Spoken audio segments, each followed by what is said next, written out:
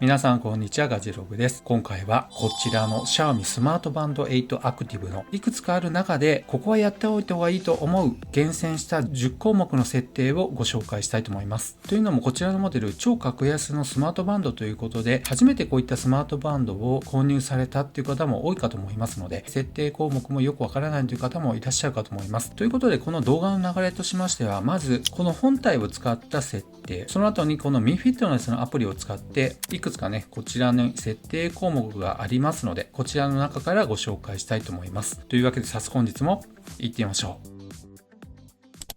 ではまず Xiaomi スマートバンド8アクティブの本体そのものを使って2項目をご紹介したいと思います。まず1つ目になります。それは覆って画面をスリープという設定になります。ホーム画面から下から上にスワイプしますと、このメニュー構成の中に設定というのがありますので、こちらを開いていただきます。そうしますと、上から2つ目にディスプレイというものがあります。こちらを開きますと、覆ってスリープというものが出てきます。これが現在オンになっていますけども、これをオフにしてありますと、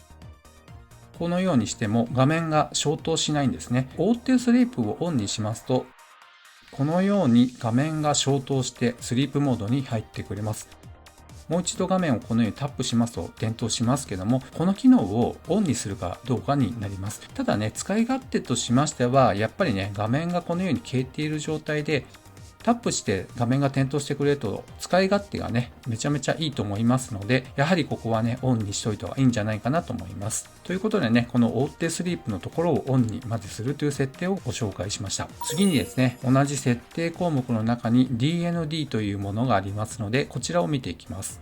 ここの設定時刻にオンのところをまず開いていただきます。そうしますとね、22時にまず開始が出ていますね。そして終了が朝6時になってあります。この設定になっているとどうなるかと言いますと、DND っていうのはいわゆる邪魔しないでくださいというモードになっていまして、静かな時間帯、特に就寝時に夜中に来る通知などによってバイブで目覚めてしまうということもなくなりますのでね、この DND 邪魔しないでくださいというモードは生活スタイルに合わせて時刻設定していただければと思います。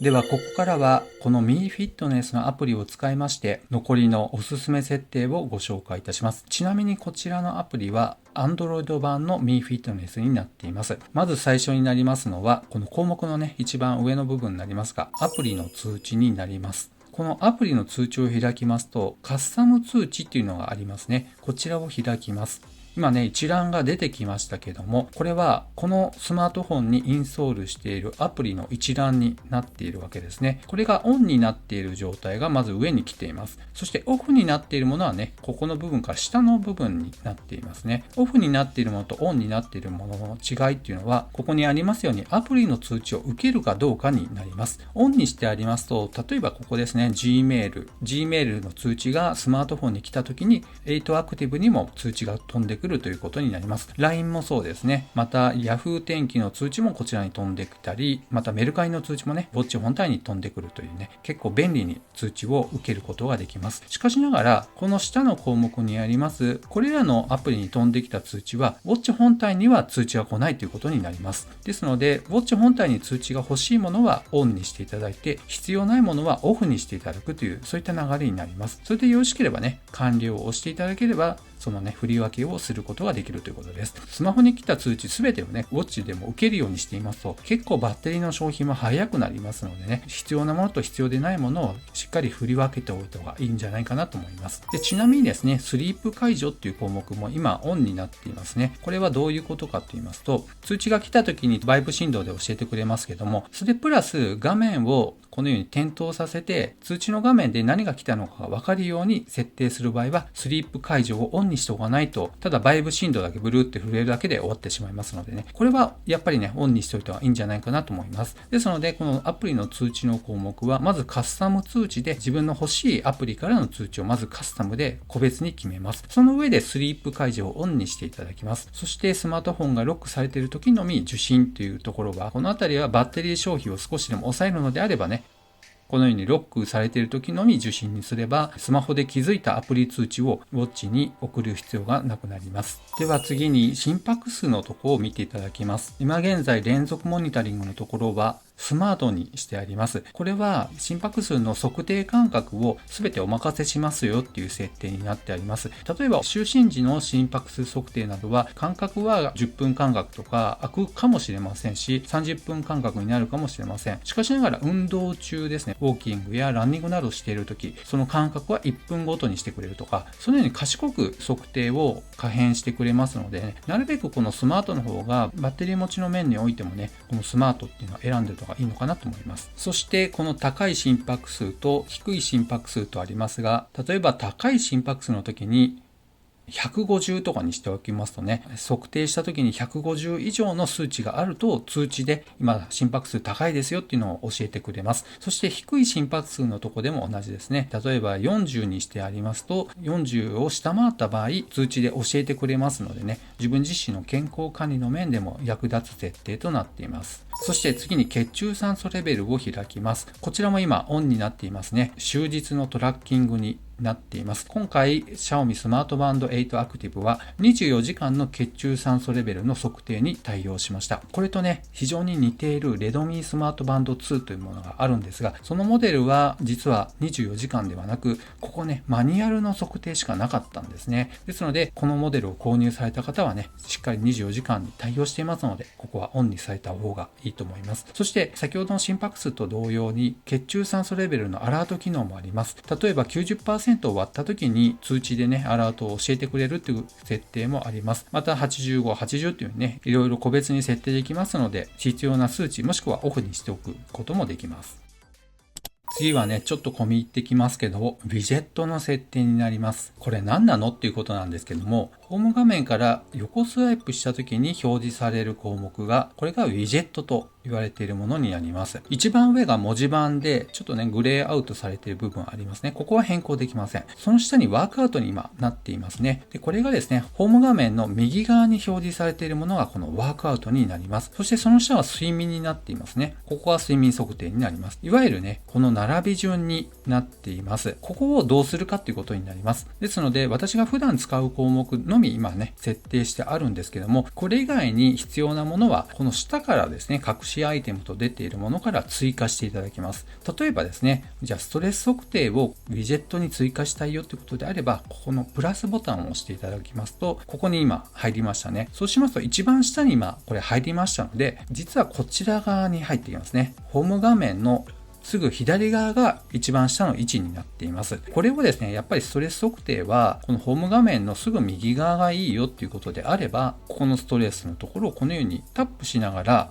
文字盤のすぐ下のところですね、ここに移動させてあげます。そうしますとどうなるかというと、このホーム画面のすぐ右側にストレス測定を持ってくることができました。こんな風にして必要な機能の追加と、もしくはマイナスをね、押していただければ再びね削除することができますし、もしくはこの音楽のところをこういう風に並べ替えをすることもできます。必要なものをこのように移動させたり、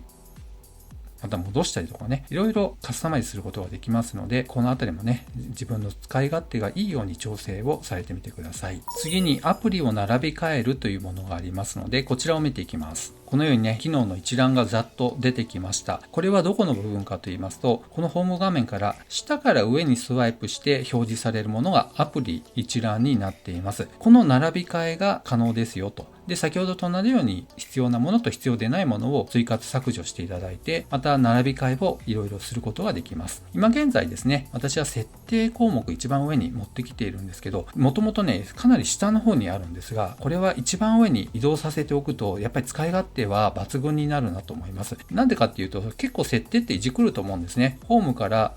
このようにすぐに設定にアクセスできるようになりますので、ちょっと画面の明るさを変えたいなとかね、アクセスしやすくなりますので、設定は一番上にも移動させておいた方がいいんじゃないかなと思います。その上で、個人的によく使うタイマーも上から2番目に持ってきたり、ストップウォッチを上から3つ目に持ってきています。こんな風にしてよく使うものと使わないものを並び替えしていたり、そして必要でないもの、例えばここに出ているカメラっていうのはありますけども、このようにマイナスを押していただくとね、隠しアイテムということで、こちらに表示させない設定にすることもできます。ここの部分も自分の自身を使いやすいように調整されてみてください。次はですね、持ち上げてスリープ解除というものがあります。これ何なのかって言いますと、普段ね、このように画面がついてない状態で過ごすわけですけども、時計を見る時の動作ってこういう動きをしますけどもね、この動きをオンにする時間を決めてくださいというものですね。この項目を開いていただきますと、終日とあります。これはこの動きをいつでも24時間モードとしてオンにしますよということですね。そして設定時刻にオンというのがありますので、こちらが私のおすすめとなっています。その場合ですね、開始時刻が今朝の6時に設定してありますね。そして終了時刻が21時30分になっています。こちらの時間帯の間にこの動作を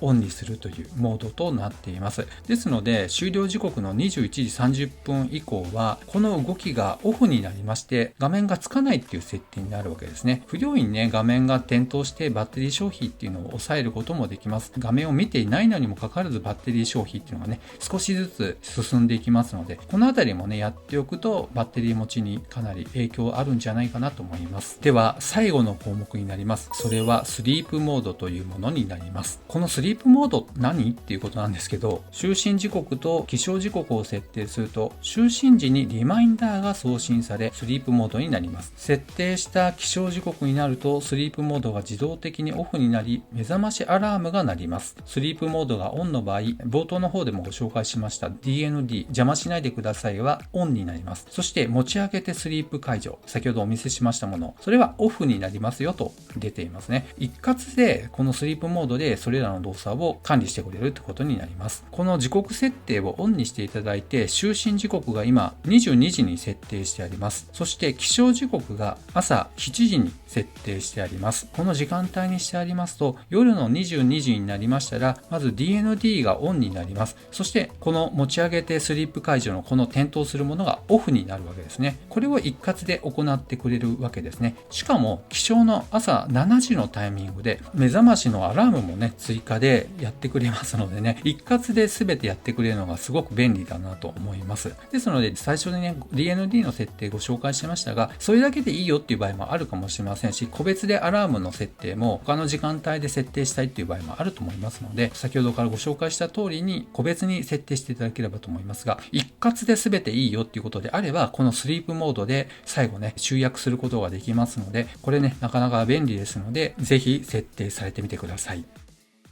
ということで、今回 Xiaomi スマートバンド8 Active のおすすめ設定ということで、全部で10項目ね、ご紹介しましたけども、いかがだったでしょうか。他にもね、ちょっと知りたいよという項目もあったかもしれませんが、ここはやっておいた方がいいっていう項目のみご紹介しています。文字盤の変更方法もご存知かもしれませんが、このように画面長押しして、切り替えるっていうこともできますし、明るさを変えたい場合は設定からディスプレイ行って明るさですね。このように一番ね明るくするとか暗くするとか、そういったこともね可能になっています。ということで、時間がある時に設定を見ていただければと思いますし、その都度困った時にこの動画に戻ってきていただいて、必要な項目をまたチェックしていただければと思います。概要欄に目次を貼ってありますので、そちらからも好きな項目に飛ぶこともできますので、ぜひねチェックしてみてください。この動画良かったよということであれば高評価、そしてまだの方はぜひこの機会にチャンネル登録をお願いいたします。ではまた次の動画でお会いしましょう。さよなら。